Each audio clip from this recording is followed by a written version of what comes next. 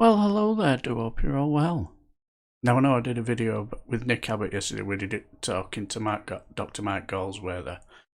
But the thing is, I'm doing a sort of like little side project, and that's taking a little bit of my time. And the reason why I've done another one is because it's pretty good. It's hilariously funny.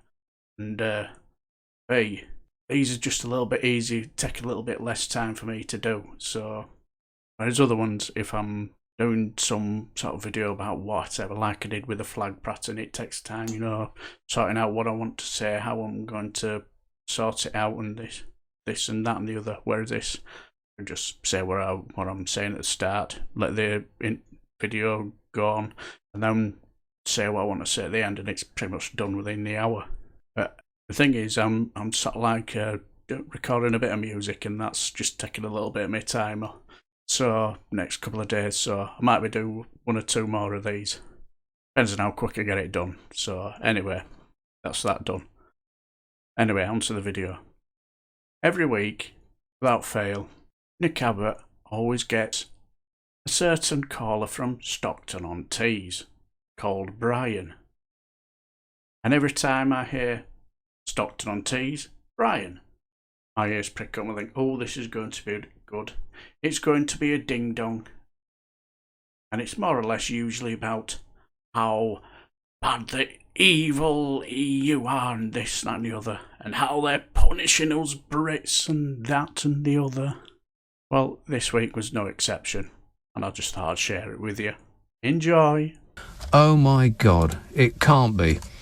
He's like a bad smell that just keeps following me around. Stockton-on-Tees, hello Brian. Yes, good evening. Yes, Brian. Well, we passed a landmark today. Did we? Over half the adult population have been vaccinated. Yes. Over 26 million, and over 2 million second dose. Yes. How is Europe doing, Nick? They've got fewer dead people than we have, if that's what you mean. Their economies are doing better than ours, if that's what you mean. I tell you what. Or do dead people and money not mean anything to you? This is going to make the European fold a lot quicker than we thought it's going to. Fold? Now, What do you mean? Hang on, back up. What do you mean fold? Well, it's going to fold within 5 or 10 years, but it could fold within a year now. What you mean? Hang on, back up. You mean the European Union itself is going to fold, or they're going to fold in negotiation with us? Well, it doesn't. What happens in that way? They haven't even signed that yet, by the way. They're all over the shop. Right? They haven't verified the free trade deal. No, that's right. As you would expect.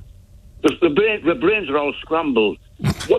All about is punish UK, and that is why they're getting this ridiculous little Englander mentality that anything that goes wrong is them punishing us. God, will you ever stop whining? I tell you what, Macron has a brain the size of a pea. He has got to go. He's a loose cannon. He's got to go.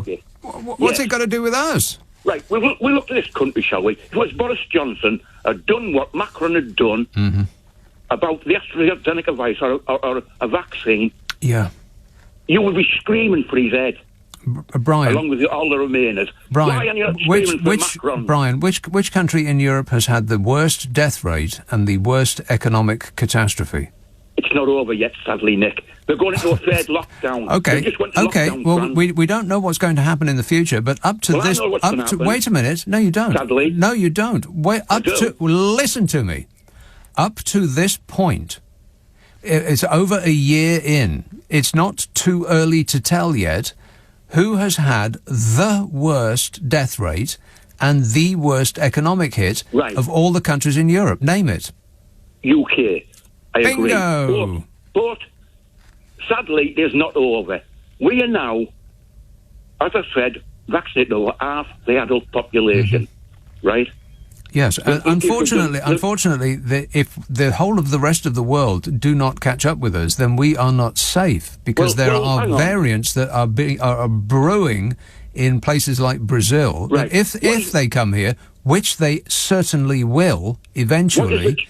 Which will mean that we will get a third wave that is possibly worse than the first one. And they're trying to stop that, aren't they? Europe is trying to stop that. The cheapest vaccine around is the AstraZeneca one, around about £2.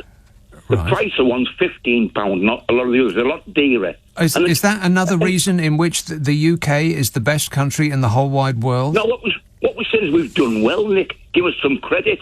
If a vaccine goes to Africa and all that, the cheapest one to go is the AstraZeneca. I mean, this bloke Macron, right? How does that... Oh, my God. Every tiny little thing. It's like, well, the sun shone on Britain yesterday and it didn't shine on France. There, proof.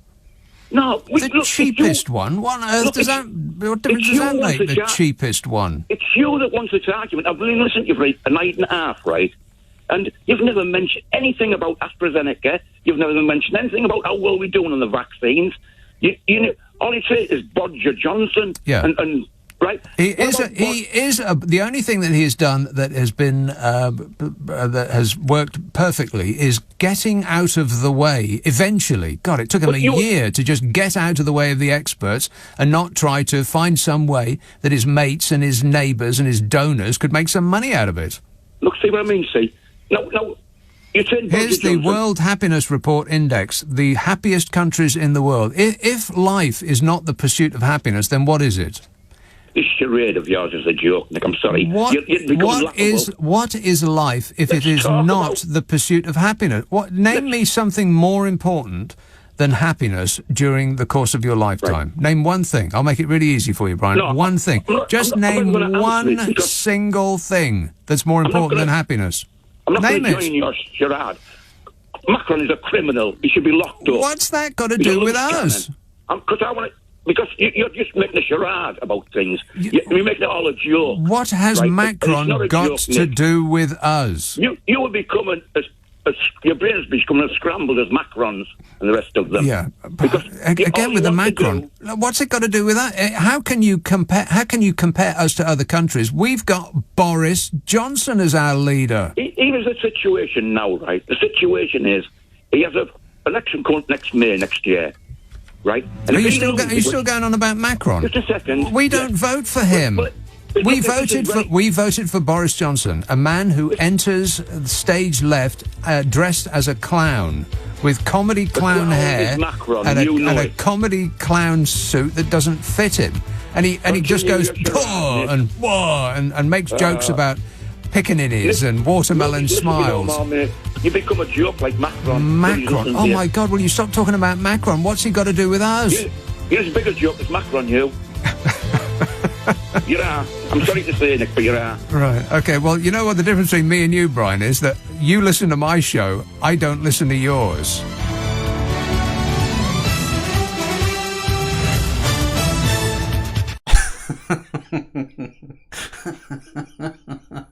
He calls every week, sometimes even more than once a week. You'd have thought I'd have realised by now that Nick Abbot's show Friday, Saturday is one long charade of hilarity and laughs. So, what's he complaining about? But yeah, when he talks about the ready to fold, I just thought he'd just been saying that for about 20 odd years. Oh, they're ready to fold, they're still there. So, and what's Brian's fascination with Macron? Last time I looked, Stockton-on-Tees wasn't in France, so what's his fascination with Macron? But, yeah, he rings every week, and it's usually always like that. Usually a ding-dong. But this week's was just hilariously funny. I just thought I'd share it with you. Anyway, I'm going to have to go, because music don't get recorded by itself, does it? So, hope you enjoy the video. I shall bid you farewell until the next time. Take care.